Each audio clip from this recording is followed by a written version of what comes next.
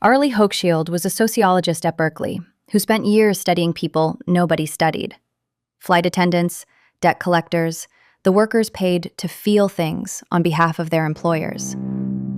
In 1983, she published The Managed Heart, and it gave us a concept we've never been able to unsee: emotional labor.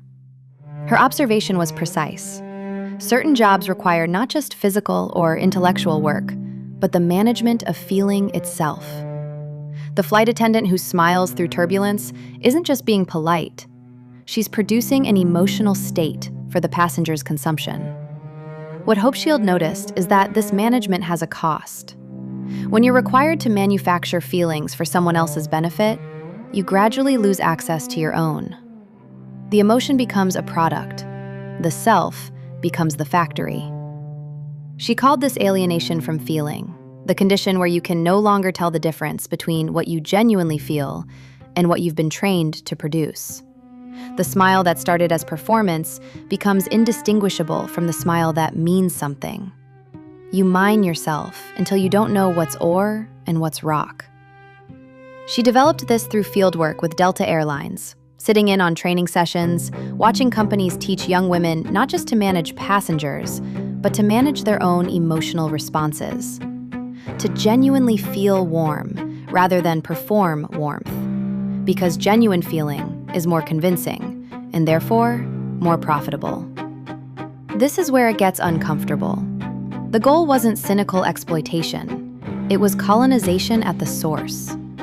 The most efficient form of emotional labor is the kind where the worker can't find the seam between self and role. Hochschild called this deep acting, borrowing from Stanislavski, to distinguish it from surface acting, where you put on a face you know isn't yours. Surface acting is exhausting but survivable.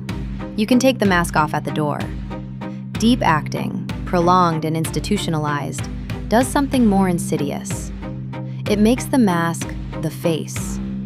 And then what do you take off at the door? Her warning was this: when you deep act long enough, you don't lose the ability to feel. You lose the ability to locate feeling, to know whether what you're experiencing is happening to you or being produced by you. The interior becomes unreliable. The self loses its own address. Reality television was the first proof of concept. The genre arrived with a promise of authenticity. Real people, unscripted, genuinely feeling things in front of cameras. What it produced instead was Hochschild's nightmare at scale. Ordinary people trained, through selection and editing and the logic of the camera's presence, to deep act their own lives. The contestants on early reality shows weren't performing emotion cynically. They were performing it sincerely. They had internalized the camera so thoroughly that the feelings they produced for it felt, to them, completely genuine. The tears were real. The anger was real. The love was real. And simultaneously, all of it was content. What reality television discovered, and what it handed to social media as a playbook, is that deep acting doesn't feel like acting from the inside. The person who has learned to perform vulnerability for an audience experiences that vulnerability as authentic. The seam disappears. And once the seam disappears, there's no return path. You can't unlearn the camera's presence. You can't recover the feeling that existed before it was performed. Social media industrialized this at a scale reality television never approached. Because now, the camera is always present.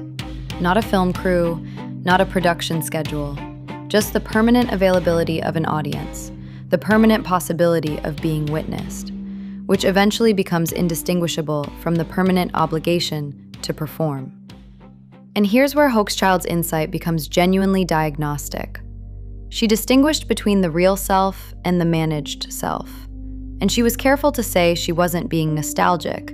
She wasn't claiming that before emotional labor, there was some pristine, unperformed, authentic self. We've always performed. We've always managed. What she was describing was a threshold, the point at which the management becomes so total, so embedded in the infrastructure of daily life, that the distinction between the real and the managed collapses entirely. Social media crossed that threshold. And the consequence isn't, as we tend to assume, that everything becomes fake. The consequence is stranger and harder to name. Everything becomes simultaneously genuine and performed, and the person producing it can no longer tell the difference. The influencer who breaks down crying about her anxiety isn't faking. She's also not exactly having the breakdown. She's doing something in between that Hochschild's vocabulary can just barely name.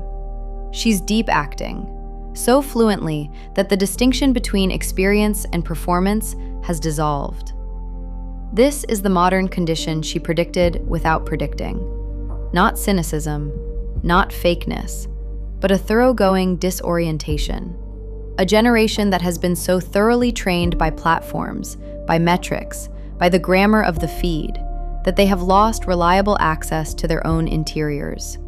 They feel things, intensely, but the feelings arrive pre-formatted, already shaped for sharing, already aware of their own audience.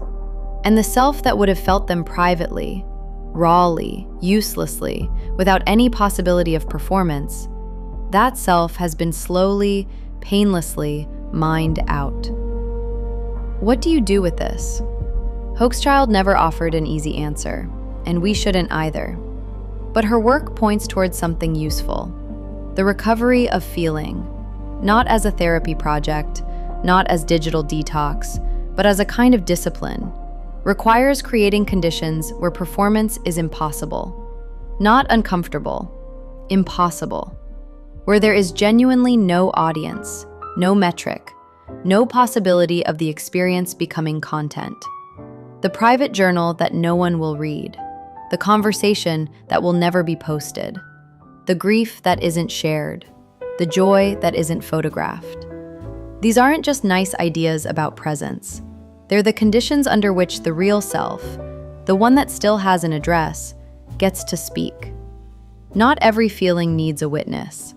Some feelings are only real because they don't have one. The factory runs on our willingness to open the doors. The ore is replenished only in the dark.